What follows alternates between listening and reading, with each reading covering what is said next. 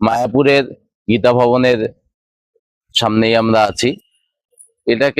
এখানে যেমন থাকা যায়, তারপরে গীতা পাঠে বিভিন্ন পর্যায়গুলো আলোচনা করা হয় এবং সেখান থেকে আমরা গীতা সম্পর্কে সম্মুখ ধারণা লাভ করতে পারি।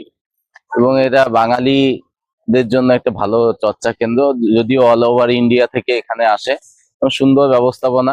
এই মন্দিরে যে মন্দিরটা, যে শ্রীকৃষ্ণের যে মন্দির তৈরি হচ্ছে মায়াপুরে, সেই মন্দিরটা এখনো খানিকটা তৈরি হওয়া বাকি। এখানে একসঙ্গে এক একটা ফ্লোরে 10,000 করে লোক এখানে গীতা পাঠে অংশগ্রহণ করতে পারে বা ধর্মীয় সম্মেলনে অংশগ্রহণ করতে পারে। সর্বোপরি এটা পৃথিবীর ইসকনের হেডকোয়ার্টার, মানে যেখান থেকে সমগ্র ইসকনের কার্যকারিতা আহ, যেখানে পরিচালনা করা হয়।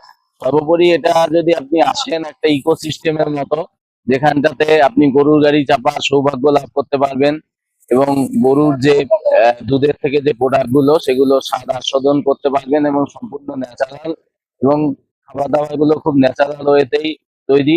এবং আপনি যদি আপনার শিশুকে নিয়ে আসেন বা নতুন যারা আসছেন তাদের যদি নিয়ে আসেন, তারা এই দ্বারা অনুপ্রাণিত হবে। সর্বোপরি যে সনাতনী ভাবধারা যে মানুষের জীবন শৈলীকে একটা পরিবর্তন করতে পারে, মানুষের চিন্তাধারাকে পরিবর্তন করে এবং সুষ্ঠুভাবে সেটাকে মানুষ জীবনে পরিচালনার পথে যে সুষ্ঠু পথ দেখায়, এখানে এলে অবশ্যই সেটা অনুধাবন করতে পারবেন।